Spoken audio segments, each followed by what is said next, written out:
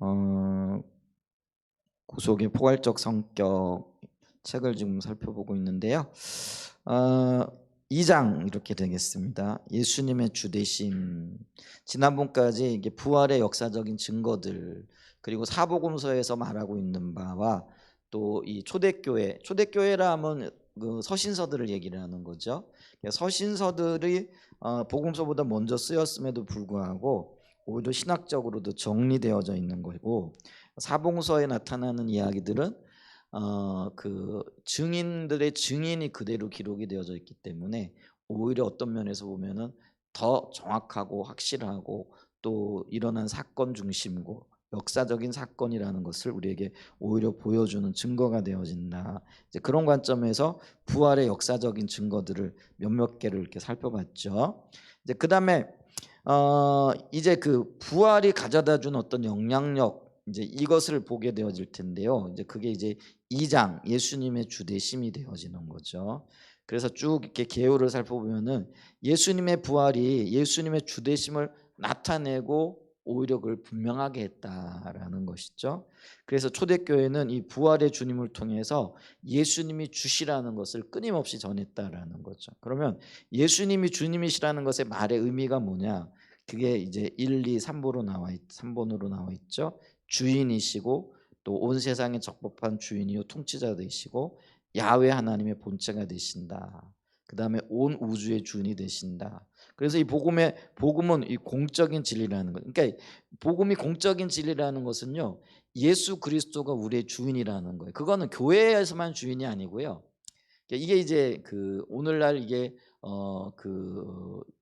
세상은 우리로 하여금 너희들이 가지고 있는 그 진리 예수 그리스도가 삶의 주인이라는 거를 사적으로 고백해라. 개인적으로 너희의 삶에 적용시켜라. 교회 밖으로 그걸 가지고 나오면 안 된다.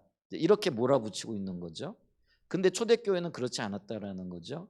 교회에서만 예수 그리스도가 주인일 뿐만 아니라 삶의 모든 영역에서, 그러니까 일터든 학교든 아니면은 어디 곳에서든지 주님이 주인 되시는, 그게 너무나 당연한 거였다라는 거죠. 그러니까 일터에서도요, 세상적인 원리와 원칙을 따라가는 것이 아니라 주인 되시는 하나님의 원리와 원칙을 따라 살아가는 거라는 거죠. 그래서 그거를 공적으로, 그러니까 정치, 경제, 사회, 문화, 뭐 의료, 교육, 군사, 그 법, 그 모든 영역에서 예수님이 주인이라는 것을, 그거를 주장할 뿐만 아니라 그거를 실질적으로 적용하며 살아가는 삶이, 그게 공적인 삶이라는 거죠. 어, 그게 이제 분명해야 된다라는 거죠. 근데 이것은 요즘은 이제 이 복음이 공적인 영역에서는 세상은 뭐라고 얘기를 하냐면 교회와 세상은 다른 거야. 그러니까 교회에서 하는 일은 그냥 너희들끼리 알아서 해. 개인적인 영역이고 사적인 영역이야. 그래서 이 복음을 사적인 영역으로 몰아붙이고 마치 정치, 경제, 사회, 문화는 세상적인 방식과 방법으로 살아가도 되는 것처럼 그렇게 주장을 하고 있고요. 교회도 그런 주장을 그냥 받아들여 가지고 어떤 영역에서는 양보하고 어떤 영역에서는 포기하고 이렇게 그렇게 살아가는 모습이 보인다라는 거죠. 그런데 초대교회 그리고 성경에 말하는 것은 이 복음은 사적인 영역에서 갇혀 있는 것이 아니라 모든 공적인 영역에 있어서 어, 예수 그리스도가 주인이시다라는 것을 나타내고 증명하고 증거하고 살아가는 것이다. 이걸 지금 우리에게 말해준다는 거죠. 그래서 예수님이 주되심이 된다라는 의미 가운데는 그런 것들이 있다라는 것을 염두에 두고 우리 이 책들을 좀 읽어가면서 또 좀 한번 보죠. 굉장히 중요해요. 복음의 주된 내용이에요. 그게 예수 그리스도가 우리의 주인이시다. 이게 복음이라는 거죠. 자, 우리가 감당할 소명을 올바로 이해하는 데 있어서도, 우리가 살고 전하는 그리고 믿는 복음을 올바로 이해하는 데 있어서도 예수님의 부활에 대한 강력한 역사적인 증거로서도 매우 중요한 한 가지는 초대교회가 전한 복음을 살펴보는 것입니다. 초대교회가 전한 복음의 핵심이 뭐라고요? 예수님이 우리의 주님이시다, 주인이시다라는 것을 분명히 했다라는 것이죠. 자, 예수님의 부활은 예수님이 주되심을 더 분명하게 드러냈다라는 거죠. 자, 우리가 앞장에서 살펴본 것처럼 예수님이 이 땅에 오셨을 당시 세계에서 죽은 자의 부활을 믿는 사람들은 오직 유대인들 뿐이었습니다. 그러니까 유대인들도 부활을 믿었어요. 근데 유대인들이 믿은 부활은 어떤 부활이었어요? 세상 마지막 종말 때에 하나님이 심판으로, 그러니까 메시아가 심판으로 오실 그때에 모든 사람들이 살아날 거라. 왜요? 심판받기 위해 가지고. 그런데 유대인들이 믿었던, 그러니까 유대인들은 부활을 믿었는데 이 유대인들이 믿었던 부활도 불확실한 믿음이었다는, 그리고 성경에 말하는 부활과는 다른 의미에서 부활이었다라는 거죠. 자, 그 당시 이교도들의 사상에는 부활과 조금이라도 비슷한 것조차 없었다라는 거죠. 그들은 부활이라는 의미, 이걸 상상도 못했다라는 거죠. 그리고 지금도 그렇죠. 세상의 모든 종교들 가운데 오직 기독교만이 부활 사상을 가지고 있어요. 그리고 부활 신앙을 가지고 있다라는 거죠. 다른 종교는 없어요. 이 부활한다 이런 개념이 없어요. 그러니까 우리가 그런 것들을 보면은 그 예전엔 더했다라는 것을 볼 수 있죠. 자, 그런데 톰 라이트는 초대교회가 전한 예수님의 부활은 그 당시 유대인들이 가지고 있던 부활에 대한 신앙과 7가지가 다르다고. 그러니까 이 유대인들이 가지고 있었던 부활 신앙이 뭐라고요? 마지막 때에 살아날 거다, 심판을 위해서. 그런데 이 초대교회 교인들이 가졌던 부활 신앙은 이런 유대인들이 가지고 있었던 부활 신앙과 최소한 7가지 영역에서 다르다라고 얘기를 하는 거죠. 그래서 그러면서 그는 그 7가지 변형들은 예수님의 부활의 독특성을 보여주는 것들로서 예수님의 부활이 실제로 그러한 방식으로 일어나지 않았더라면 그러한 현상을 설명할 길이 없다라고 이렇게 얘기를 한다라는 거죠. 그러면서 톰 라이트가 말한 7가지 변형들 중 마지막은 초대교회에서 부활이 메시아주의와 연결되었다는 것입니다. 유대교에서는 그 누구도 메시아가 죽을 것이라고 예상하지 못했고, 그러니까 유대교에서는 어떻게 됐다라는 거예요? 메시아 그 메시아 사상이 있는데, 근데 이 유대인들이 가지고 있었던 그 사상 중에서는 메시아가 죽을 일은 없는 거죠. 왜냐하면 그분은 그들의 생각에는 완전한 심판주의 통치자로 오실 것이기 때문에 그 심판주의 통치자로 오실 그분이 죽는다, 이거는 개념조차도 없고 의식조차도 없었다라는 거죠. 그러니까 죽지 않았으니까 부활이라는 개념 자체도 없었다라는 거죠. 그래서 유대교에서는 그 누구도 메시아가 죽을 것이라고 예상하지 못했고, 따라서 자연스럽게 그 누구도 메시아가 죽은 자 가운데서 부활할 것이라고 생각하지 않았습니다. 그 변형은 부활 신앙 자체의 놀라운 변형만이 아니라 메시아 신앙 자체의 변형으로 이어집니다. 그런데 실제로 기독교에서의 부활은 메시아가 죽으시고 그 메시아가 부활하셨다라는 거잖아요. 그러니까 이게 엄청난 그런 변형, 그러니까 다른 이야기가 되어질 수 있다라는 거죠. 그래서 메시아에 대한 믿음 자체가 달라질 수밖에 없는 그런 어떤 변화들을 가지고 왔다라는 것이죠. 자, 그 당시 메시아 사상에 대해 조금이라도 이해하고 있던 유대인이라면 나사렛 예수가 십자가에 처형당한 이후에도 여전히 하나님의 기름 부음 받은 자, 즉 메시아라고 도무지 생각할 수 없었을 것입니다. 그렇죠? 메시아가 죽을 리가 없는데 예수님을 메시아라고 사람들이 믿었고 추앙을 했는데 이 메시아 된 예수님이 십자가에 못 박혀 죽는 일이 생기는 거죠. 그러니까 유대인들의 입장에서는 뭐예요? 예수님이 메시아가 아니라라는 결론이 자연스럽게 되어질 수밖에 없는 거죠. 왜냐하면 그들의 신앙 가운데에는, 유대인들의 신앙을 얘기합니다, 메시아가 죽을 일이 있어요, 없어요? 메시아가 죽는다, 그건 있을 수 없는 생각이었다라는 거죠. 근데 이제 그래서 많은 유대인들이 예수님이 십자가에 못 박혀 죽을 때에 떠나가게 되어진 계기가 되어졌고요. 한때는 예수님의 그 놀라운 기적과 또 메시아만이 행할 수 있는 어떤 놀라운 역사, 그게 이제 성령의 기름 부음으로 행했던 놀라운 일이잖아요. 오늘 우리가 마태복음 8장 9장을 살펴봤을 때 예수님께서 문둥병자를 고치시고 혈루병 걸린 여인을 고치시고 또 심지어 죽은 소녀를 살려내시고, 이게 성령의 기름 부음으로 놀라운 일들이 있었잖아요. 뭐 죽은 자가 이 소녀뿐만 아니라 성경에 보면 죽은 나사로 또 살렸죠.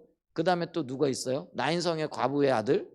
뭐 이렇게 예수님 먼저 가는 곳마다 이런 엄청난 일을 행하게 되어지죠. 그랬더니 많은 사람들이 야, 이분이 메시아인가 보다, 그러면 심지어는 메시아가 오신다라고 할지라도 이분만큼 놀라운 이런 역사들 이런 것들을 다양하게 일으킬 분이 없어. 그러니까 이분이 메시아인 거 틀림없어 하고 예수님을 메시아로 믿었던 수많은 사람들이 생겨났다라는 거죠. 그런데 어느 날 갑자기 그분이 십자가에 못 박혀 돌아가시는 거죠. 그게 순식간에 일어난 일이에요. 자, 보세요. 예수님이 그 잡히신 날이 언제예요? 금요일 날 잡히시잖아요. 그러니까 목요일 날 저녁에 잡히셔 가지고 금요일 날 그 오후 정오쯤 돼 가지고 그리고 오후 3시쯤 돼 가지고 돌아가신단 말이에요. 그리고 난 다음에 곧바로 안식일이죠. 그다음에 안식 후 첫날이 오늘 이제 요즘 얘기한 주일이죠. 유대인들의 안식이 토요일이잖아요. 근데 안식 후 첫날 살아나시잖아요. 근데 요 모든 일이 순식간에 생겨버린 거예요. 그러니까 이 유대인들 보통 유대인들은 예수님이 겟세마네 동산에서 잡히시는 것 자체도 몰랐어요. 그게 너무나도 순식간에 기도하시다가 잡혀간 거잖아요. 그죠? 그리고 신문 받으시고 금요일 날 죽으시고 안식일을 보내고 난 다음에 요게 3일 만에 일어났으니까 대부분의 유대인들은 이 일을 몰랐을 거라는 거죠. 근데 하루아침에 일어나 가지고 보니까 예수님이 십자가에 못 박혀 죽으신 거죠. 그러니까 메시아라고 따라다녔던 그 많은 유대인들이 볼 때 예수님이 십자가에 못 박혀 죽으셨어요. 근데 신명기에 보게 되어지면은 나무에 달려 죽는 자마다 이게 뭐예요? 하나님의 저주를 받은 자라. 그러니까 예수님은 저주에 받는 나무에 달려 죽었잖아요. 십자가에 달려 죽었으니까 도저히 메시아가 될 수 없는 거죠. 그래서 많은 사람들이 뿔뿔이 흩어져서 예수님이 메시아가 아니다라고 이렇게 고백하고 갔다라는 것이죠. 이제 그러니까 이분은 메시아가 아닌 거예요. 확고하게 어떤 면에서. 그래서 이제 사도 바울도요. 초기에 예수 믿는 사람들을 그렇게 방해했던 이유 그리고 박해했던 이유 중에 하나가 예수님이 율법의 저주를 받아 가지고 나무에 매달려 죽은 사람인데 어떻게 부활할 수 있겠느냐. 그래서 부활하신 주님을 다메섹 도상에서 직접적으로 만나기 전까지는 사도 바울은요. 그때는 사울이었잖아요. 절대로 그걸 믿을 수 없었던 어떤 면은 그 유대인들의 그 머릿속에는요. 이게 골수에 박혀 있었던 사상이고 진리였다라는 것이죠. 자, 그것은 유대인들로서는 상상할 수도 없는 일이었습니다. 왜냐하면 메시아가 죽을 뿐만 아니라 그것도 나약하게 로마인들의 손에 십자가에 처참하게 죽음을 당했기 때문입니다. 그 당시 유대인들은 사람이 나무에 달려 죽은 것은 하나님의 저주를 받은 것으로 이해하고 있었기 때문에 그렇습니다. 그러나 초대교회는 매우 일찍부터 바로 예수님의 부활 때문에 예수님이 참된 메시아라고 단언했습니다. 이제 이런 일반적인 유대인들의 이해와는 달리 예수님을 진정으로 만난 사람들 몇몇 제자들과 그리고 초기의 소수의 무리들은요. 예수님께서 이 십자가에 못 박혀 죽으셨지만은 다시 사신 것 때문에 그분이 메시아라는 역설적이게도 어떤 사람들에게는 이게 저주의 증표인데 어떤 분들에게는 이게 이 부활이 하나님의 보낸 메시아라는 것에 대한 확고한 증거가 되어졌다는 거죠. 이게 아이러니죠. 그러니까 이제 똑같은 사실을 보면서도요. 어떤 사람들은 자기 관점에서 보게 되어지면 저주고 똑같은 사건인데 죽으심과 부활이 똑같은 사건이잖아요. 어떤 사람들에게는 이게 하나님의 은혜고 복이고 구원의 길이 되어지는 거죠. 이게 우리가 이 관점이 얼마나 중요한지 이걸 봐야 돼요. 하나님의 관점을 가질 것인가 내 관점을 가지고 어떤 사건을 보더라도요. 어떤 한 일을 보면서도요. 내 관점을 가지게 되어지면은요. 이게 판단하고 불평하고 불만하고 이런 거예요. 근데 하나님의 관점에 보게 되어지면은요. 이게 나를 살리는 것이고 이게 감사거리가 되어지고 은혜의 증거가 되어지는 거죠. 그래서 우리가 관점을 어떻게 가질 것인가. 그러면서 우리는 관점을 바로 갖기 위해서는 영적인 분별력이 있어야 되고요. 이 영적인 분별력을 갖기 위해서는 성경적인 진리가 무엇인가에 대한 어떤 면에서는요. 우리가 그 진리를 찾고 몸부림치면서 하나님 앞에서 고민하는 가운데 그 길을 발견해 가야 되는 거예요. 왜냐면은요. 정직한 눈을 가지고 또 성경을 바로 보게 되어지면 아까도 얘기했잖아요. 고난받는 메시아에 대한 이야기. 그게 우리가 이사야 사반부를 보게 되어졌을 때 그리고 그 힘없이 섬기는 종으로 오셔서 채찍에 맞아 돌아가실 그래서 이사야 53장 5절과 6절에 보게 되어지면은 분명하게 메시아에 대한 그 이야기들이 있거든요. 그런데 자기 관점에서 메시아는 이런 분이어야 돼. 우리나라를 구원하시고 외적의 침입으로부터 건져내야 돼. 이런 용맹스럽고 심판주로 오셔야 돼라는 것. 이런 자기 관점에 자기의 어떤 메시아관을 가지고 있으면은요. 그런 나약한 메시아, 성경이 분명하게 얘기하고 있음에도 불구하고 그게 안 보여지는 거예요. 자기가 너무 강하기 때문에. 그런 거죠. 그런데 우리가 정직하게 하나님의 관점에 서면은 이미 벌써 성경에는요, 메시아가 어떤 모습으로 오셔서 우리를 위해서 어떤 일을 당할 것인가까지, 그래서 저가 채찍에 맞음으로 나무를 입고 그가 상함으로 우리가 고침을 받고, 이런 이야기들이 벌써 이사야 53장에는요 고난받는 종으로 오셔서 우리를 위해 죽으실 메시아에 대한 이야기가 보다 분명하게 그리고 세심하고 세밀하게까지 기록이 되어져 있다라는 것이죠. 그래서 어떤 사람들은요 이걸 깨달아 알았다라는 거예요. 그래서 예수님의 부활하심을 보면서요 베드로와 이 예수님을 따랐던 12제자들은요 그 말씀을 기억하였더라 이렇게 하거든요. 그럼 그들이 말씀을 기억했을 때 뭔 말씀을 기억했겠느냐라는 거죠. 그들이 읽었던 이사야서에 나와 있는 이야기들, 메시아에 대한 이야기들, 우리를 위해 죽으실 메시아. 아 이럴 수도 있구나.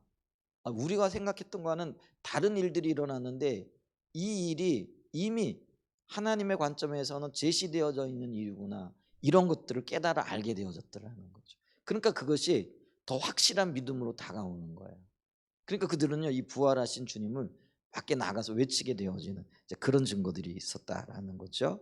자, 그래서 이 부활 때문에 예수님이 참된 메시아라고 단언을 했다라는 거죠. 우리는 바울 서신서 이전에 확립된 초기 신경으로 여겨지는 것들로부터 그 사실을 확신할 수 있습니다. 그러니까 이 신경이라는 거 뭐죠? 믿음의 고백의 어떤 뭐죠? 그 신경이라는 거는 신조 뭐 이런 거잖아요. 그러니까 짧은 거지만은 이들이 확고하게 이게 정립이 되어져 있었다라는 거죠. 근데 바울 서신서 이전, 그러니까 바울 서신서가 빠르면 40년 45년부터 쓰여졌는데 벌써 그 이전에 예수님이 돌아가시고 난 다음에 그 직후부터 예수님의 부활에 대한 분명한 확고한 신념이, 그것이 마치 우리가 사도신경 그러잖아요. 그랬을 때는 가장 중요한 진리들이 모여 있는 거죠. 그런 것들이 이미 확립이 되어졌다라는 거죠. 예수님의 부활 때문에. 우리는 이 지점에서 만약 예수님의 부활이 없었다면 초기 그리스도인들이 예수님을 메시아로 믿은 사실을 설명하기가 불가능하다는 점을 지적해야 됩니다. 어떻게 그런 빠른 이전, 그러니까 바울 서신이 기록되기도 전에 벌써 이 그 믿음의 사람들은 우리 주님이 부활하셨다는 분명한 확신을 그들이 가지고 있었고, 이거를 신조처럼 고백하고 또 그렇게 노래로 만들어 가지고 전하고 있었다라는 거죠. 근데 그게 어떻게 가능할 수 있었겠느냐? 이게 부활이 아니면은, 부활한 것이 역사적인 사실이 아니라면 이걸 설명할 수 없다라는 걸 얘기를 하는 거예요. 그러니까 보세요. 예수님이 초기에 돌아가시고 난 다음에 불과 10년 20년 그간에 예수님의 돌아가신 것을 봤던 많은 사람들이 부활하신 거를, 돌아가시고 부활하시는 걸 봤던 사람들이 있잖아요. 근데 그 부활을 목격했기 때문에 그 부활의 목격이 너무나 분명한 거예요. 그래서 그거를 그들은요 마치 그게 신념이요 신경처럼 신조처럼 고백하기 시작했고, 그 고백이 굳어져 있었다라는 거죠. 그게 분명한 진리로 선포되어져 있었다라는 거죠. 그래서 우리는 이걸 보면서 아, 주님이 부활하지도 않았는데 어떤 미친 사람들이 이거를 신념처럼 확고한 믿음으로 그거를 간직할 수 있겠느냐라는 거죠. 그리고 자기의 생명을 버리면서까지 이 믿음, 이 신조를 버리지 않았겠느냐라는 거. 그걸 지금 이야기하고 있다라는 거죠. 자, 부활과 신성화 사이의 관계만 하더라도 그렇습니다. 부활한 게 하나님의 일이다 그러면서 이게 하나님의 역사라는 거 신학적으로 정리되어져 가는 어떤 그 사이에 있었던 일들을 이야기하는 거죠. 자, 톰 라이트는 그 당시 유대인의 경우든 이교도들의 경우든 부활과 신성화 사이에는 어떤 암묵적 연결고리도 없었다고 말합니다. 그래서 앞에서 언급한 대로 고대 로마인들이 최근에 죽은 황제가 천국에 가서 이제 신이 되었다고 선언할 때도 그렇게 얘기를 했죠. 우리 황제가 죽었는데 그 황제가 신이 되어졌다. 그래서 하늘에서 우리를 지켜보고 있을 거다. 이런 정도. 그러면서 신상을 세워놓고 이게 우리의 황제였다. 뭐 이렇게 숭배하기는 했다라는 거죠. 근데 그렇게 얘기했을지 몰라도 그 황제가 죽음에서 부활했다고 말하는 것은 그런 일은 없었다라는 거죠. 왜냐하면 그건 사실이 아니니까 그런 말은 아예 생각조차 하지 않았다는 것입니다. 그런데 초대교회는 바울 이전에 매우 이른 시기부터 하나님께서 예수님을 죽은 자 가운데서 부활시키심으로써 예수님이 메시아이시고 하나님의 아들이심의 능력으로 선포하셨다고 믿고 살고 선포했다라는 거죠. 그러한 사실을 볼 수 있는 대표적인 구절 중 하나는 로마서 1장 2절과 4절입니다. 로마서 1장, 로마서는 이제 사도 바울에 의해서 쓰여졌고 바울 서신서잖아요.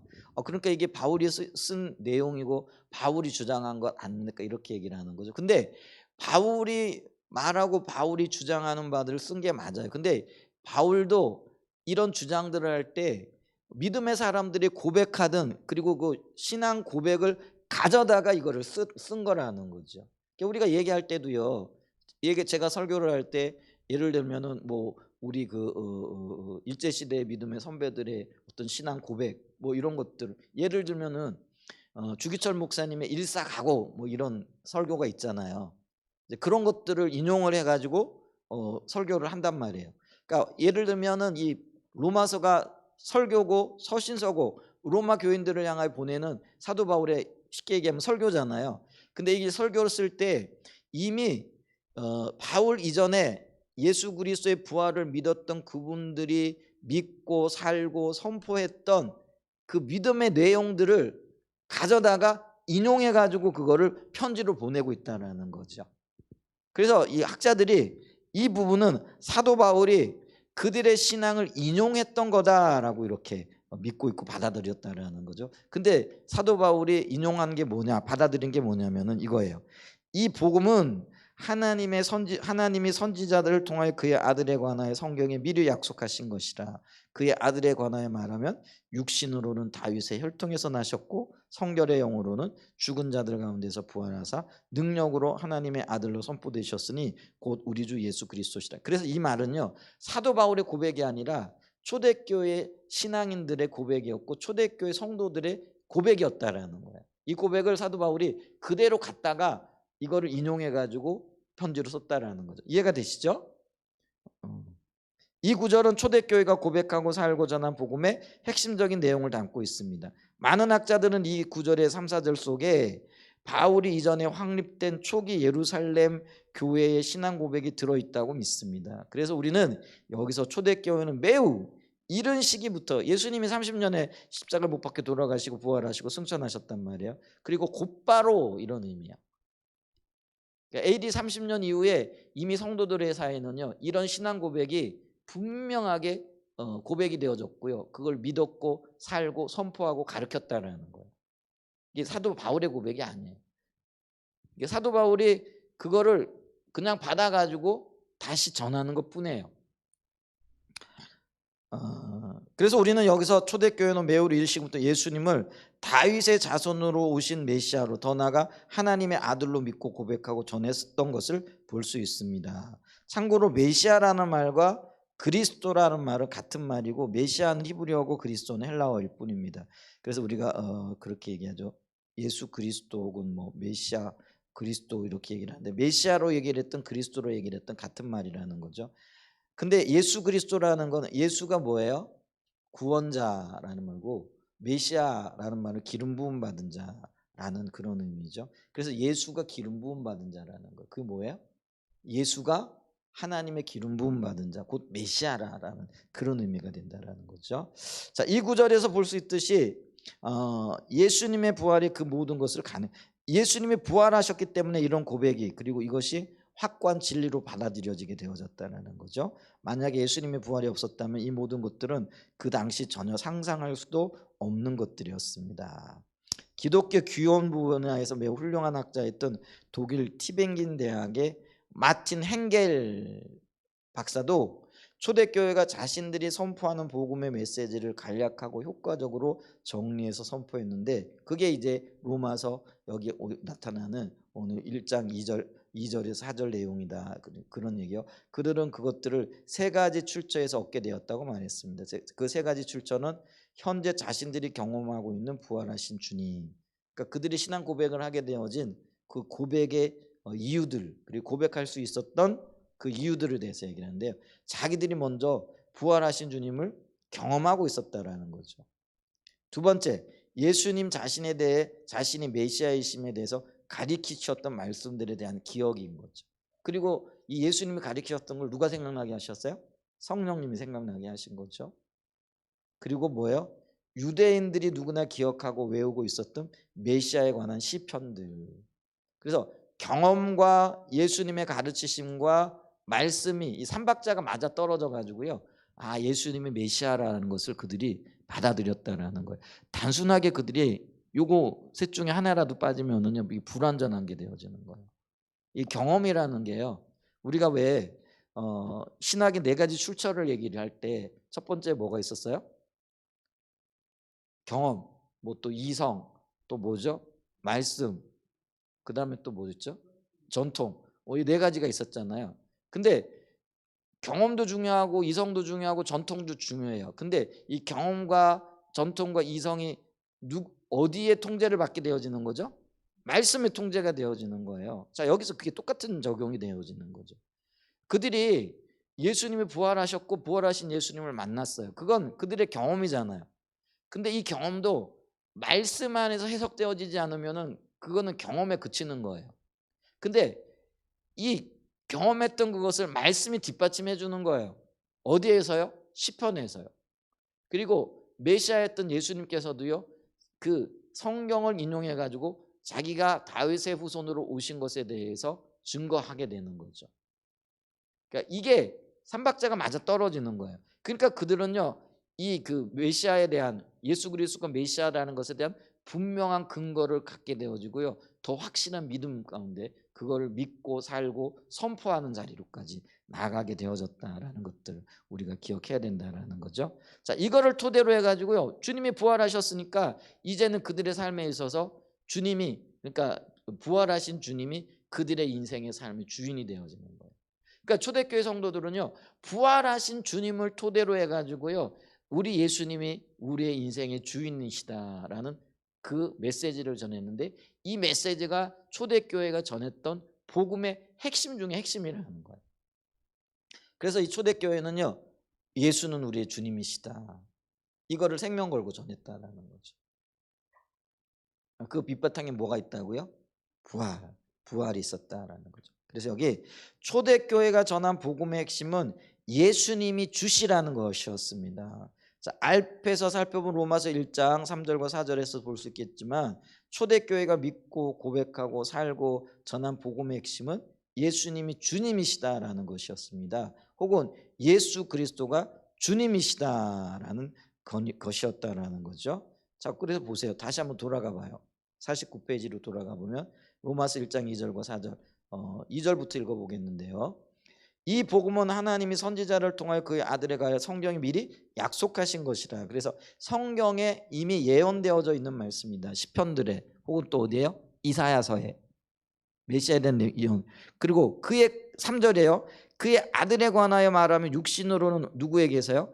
다윗의 혈통에서 나셨고 성결의 영으로는 죽은 자들 가운데 부활하사 능력으로 하나님 아들이 선포되어 주셨으니 곧 뭐라고요? 그분은 누구라는 거예요?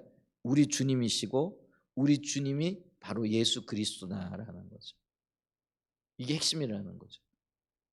그러니까 사도 바울도 그랬고요, 사도 바울 이전에, 그러니까 AD 30년부터 예수님의 부활을 목격했던 가장 이른 초기의 초대교회 성도들이 주장했던 가장 핵심적인 내용이 뭐라는 거예요?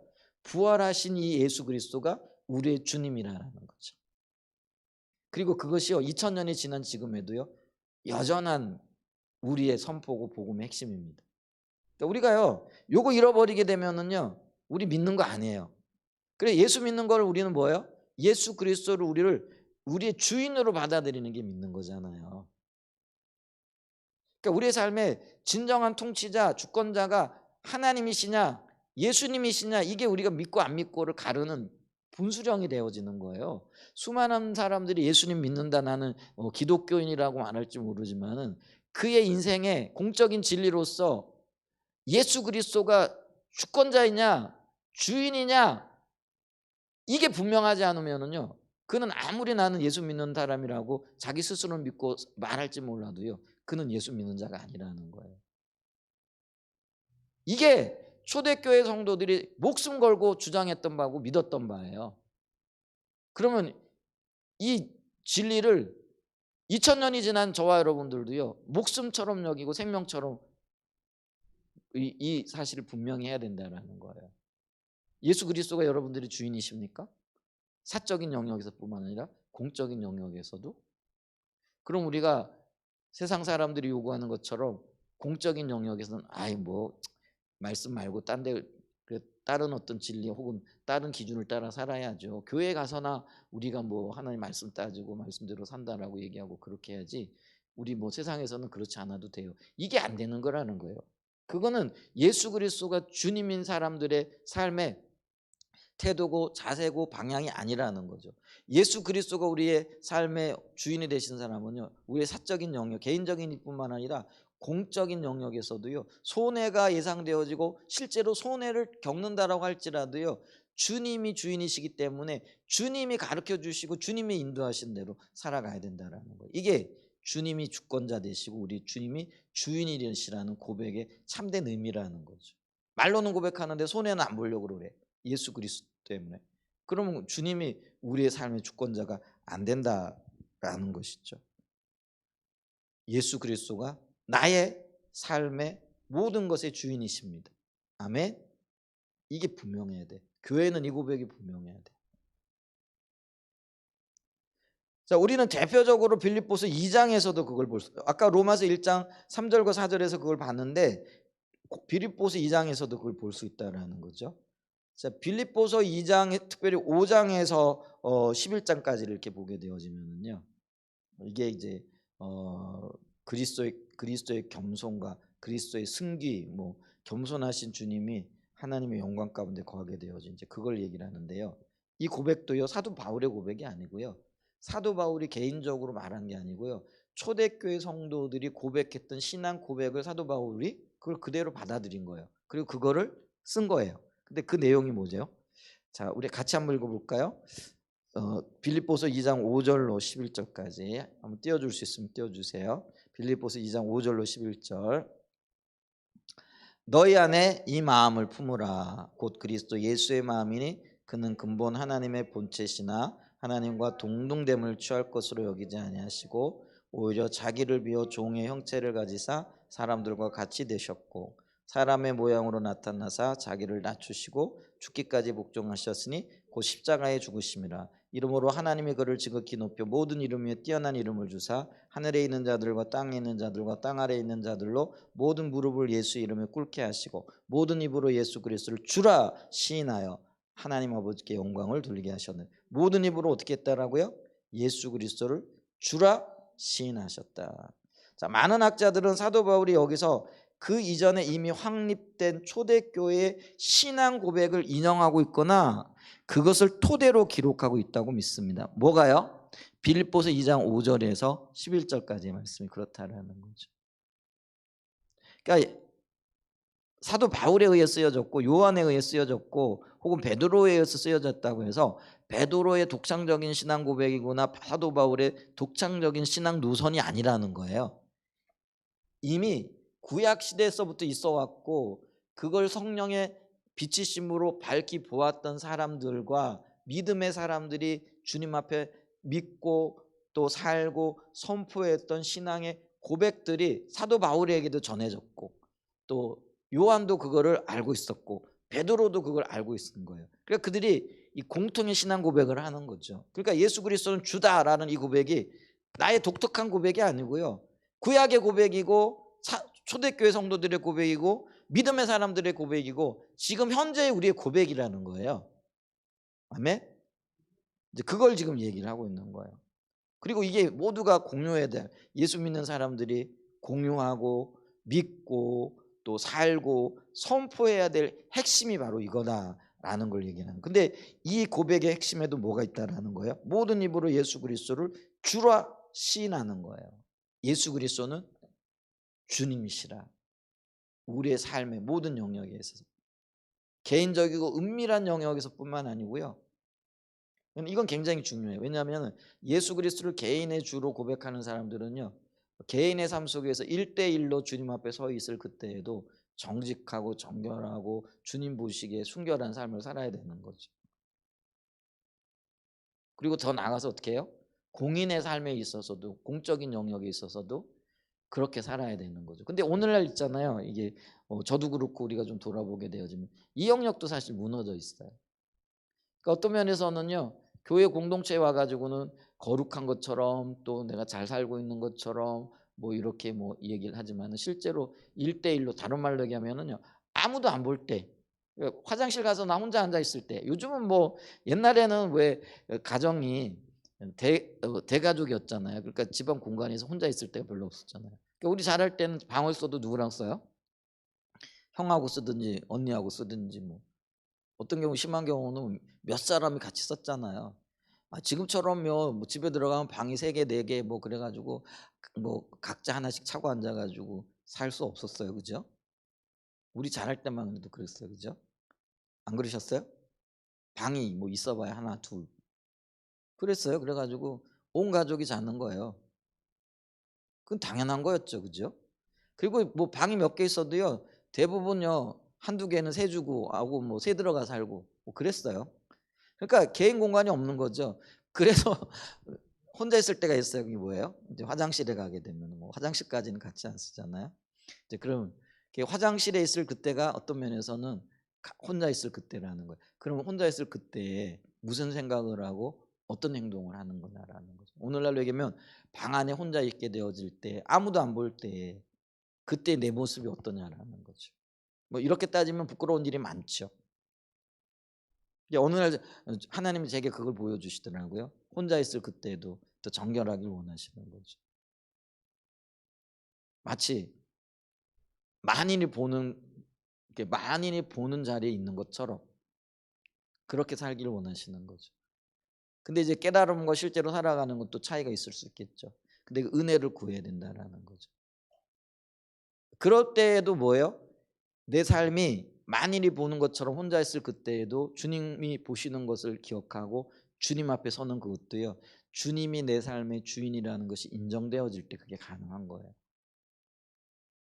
실제로. 근데 많은 사람들이 볼 때는 그러니까 실제로 사람들 앞에 있을 때는 뭐 정결한 것 같고 뭐 깨끗한 것 같고 뭐 거룩한 것 같은데 혼자 있을 때는 뭐예요? 그런 걸 벗어 던져 버리는 거죠. 그런 영역에 있어서도 우리가 요즘은 이제 우리 자신을 좀 돌아볼 필요가 있죠. 주님이 주인이시라면은 혼자 있을 그때에도 만인이 보는 것과 똑같은 마음의 자세와 태도와 몸의 어떤 거룩함과 성결함을 유지하고 살아가야 된다라는 것이죠. 자, 그래서 좀 읽어보면은요. 그리고 그 신앙 고백을 7절에 비워 이거를 케노시스라고 했는데요. 왜냐하면 여기 7절에 뭐가 있어요? 오히려 자기를 비워 종의 형체를. 그래서 비움의 신학 이렇게 얘기를 하는데요. 비움이 케노시스예요. 이게 비워진 상태를 얘기하는 거죠. 그래서 이걸 복음이라 이렇게 얘기하는 분들도 있어요. 십자가를 지고 자기를 비우는 거죠. 이제 그거를 이제 케노시스라 하는데, 자 케노시스라 부릅니다. 성서학자인 이승현 박사도 최근에 책 바울의 아담 기독론과 세 관점에서 케노시스 시는 그래서 이거를 이제 비움시라 그래 케노시스 시라 이렇게 얘기한다는 거죠. 신약 성경의 가운데에서 성경 가운데서도 초대교회의 기독론적 이해를 담고 있는 가장 오래된 시들 중 하나. 그래서 이 부분을 초대교회 성도들이 노래했던 노래라고 얘기를 한다는 거죠. 오늘날 우리가 왜 신앙 고백을 가사에 담아가지고 노래하잖아요. 그죠? 아까 아까 노래 어떤 찬양 노래했죠? 주여 우린 연약합니다. 뭐 이러면서 이제 그런 어떤 우리의 신앙 고백을 담아가지고 시를 누군가 쓰고 그게 곡을 붙여가지고 부르면 공통의 고백이 되잖아요. 그러니까 이것도 그렇다라는 거예요. 누군가가 그거를 작성을 해서 여기에다가 곡을 붙여가지고 찬양을 하고 노래를 하고 이게 왜냐하면 노래를 하고 찬양을 하게 되면 이게 기억하기가 쉽거든요. 그래서 우리가 가끔 가다가 제가요 의도하지 않았던데 옛날에 정말 어렸을 때 불렀던 뭐 이런 노래들이 막 생각이 나요. 그래가지고 뭐 라디오나 이런 데서 그 그런 옛날 노래들이 흘러나오잖아요. 그러면은요 제가 그거를 수십 년 동안 한 번도 불러보지 않았던 노래들이 있잖아요. 근데 그런 노래들이요 생각이 나고 따라 부르고 있고요. 가사가 생각이 나는 거 있잖아요. 그런 게 이게 강력한 효과가 있는 거예요. 그래서 이제 신명기에도 보면은요 모세에게 이스라엘 백성들에게 너희는 이것을 노래를 지어서 자녀 대대에게 전하라 이렇게 말씀하고 계시거든요. 근데 초대교회 성도들도 이런 전통이 있었던 것 같아요. 그래서 그들의 신앙 고백을 시로 만들고 그걸 노래로 고백하고 성도들이 찬양을 드림으로써 이거를 기억했다라는 거죠. 근데 이 케노시스 시가 바로 이런 거라는 거죠. 뭐 이렇게 오늘날이면 너희 아내의 이 마음을 품어라 뭐 그러면서 이제 노래했겠죠. 이게 물론 헬라어로 부르면 좀 다른 의미겠지만 그죠? 이게 이제 뭐 운율이나 이런 것들을 붙여가지고 부르면 그렇게 노래 시가 되어지는 거겠죠. 근데 이게 이 케노시스 시가 신약 성경 가운데서 초대교회의 기독론이라는 건 예수 그리스도에 관한 이해를 담고 있는 가장 오래된 시들 중에 하나라고 말합니다.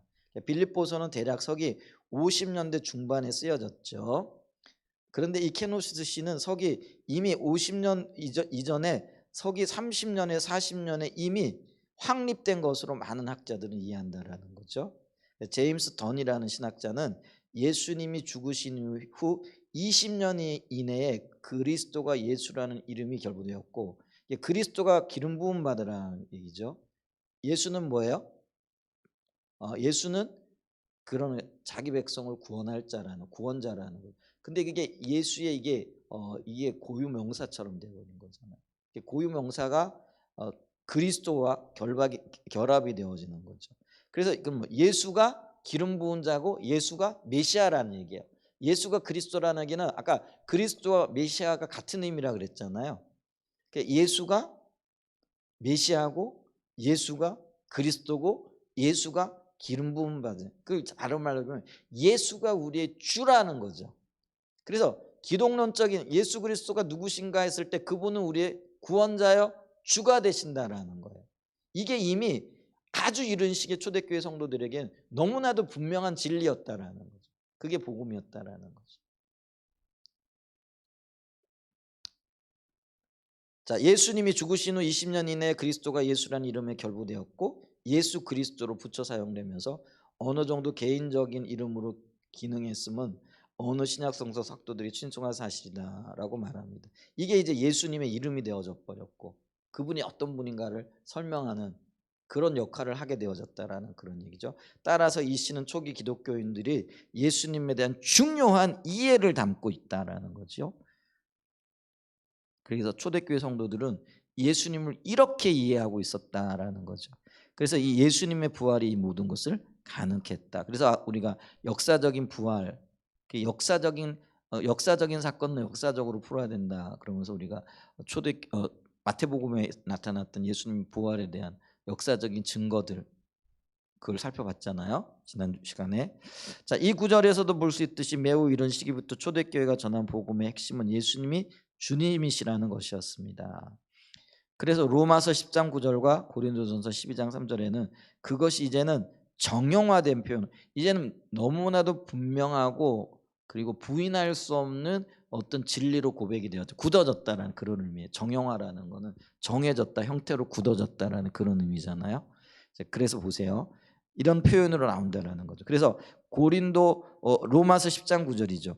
내가 만일 내 입으로 예수를 주라 시인하면 또 하나님께서 그를 죽은 자 가운데서 살린 것을 내 마음에 믿으면 구원을 얻으리라. 그래서 예수를 주로 시인하는 것이 구원과 관련되어지는 거죠. 그래서 구원받은 사람은요 그의 마음에 예수 그리스도가 주인이 되어져야 되는 거예요. 그래서 아까 얘기했잖아요. 예수 믿는다고 하면서 예수님이 내 마음의 주인이 아니고 여전히 내가 내 생각과 내 계획과 내 뜻대로 살아간다면 그는 구원받은 사람은 최소한 아니라는 거예요. 구원받은 사람은 어떤 사람이라는 거예요? 그의 마음, 그의 삶에 예수 그리스도가 주인이 되어져야 된다는 거죠. 자, 그다음에 고린도전서 12장 3절에도 그러므로 내가 너에게 알리노니 하나님의 영으로 말하는 자는 누구든지 예수를 저주할 자라. 왜 저주할 자라고 하는 말이 들어갔을까요? 그때에도 많은 유대인들 중에는요, 예수가 저주받은 자지, 십자가에 못 박혀 죽었으니까, 이렇게 주장하고 있는 자들이 있었다라는 거예요. 그러니까 이렇게 주장하는 자들을 반박하여 말하는 거잖아요. 그래서 하나님의 영으로 말하는 자는 누구든지 예수를 저주할 자라 하지 아니하고, 또 성령으로 아니하고 주님이 비춰주시지 아니하고는 누구든지 예수를 주시라 할 수 없다. 이게 비밀이고요, 믿음이라는 것들을 얘기하는 거죠. 그래서 초대교회에서 말했던 복음의 핵심은 뭐예요? 예수 그리스도가 주라라는 거죠. 그러면 예수님이 주님이라고 말할 때 그 말 속에 담겨져 있는 의미가, 성경적인 의미, 신학적인 의미, 이런 게 뭐냐라는 거죠. 그게 이제 세 가지로 제시가 되어지죠. 하나는 정말 말 그대로 주인이라는 거고, 그리고 예수님이 온 세상의 적법한 주인이고 권세자고 통치자라는 거고, 그리고 그분이 하나님이시라는 거. 요 세 가지가 주님이란 말 속에 들어가 있다라는 거죠. 이건 너무나 우리가 다 알고 있는 얘기지만 중요한 얘기예요.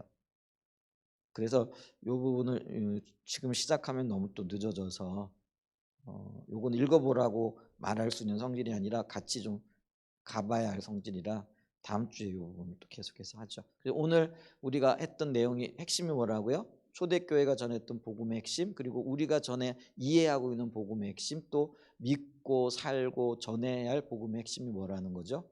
예수님이 우리의, 나의 개인적이고 또 공적이고 또 사회적이고 우리 공동체의 주인이시라는 거죠. 아멘.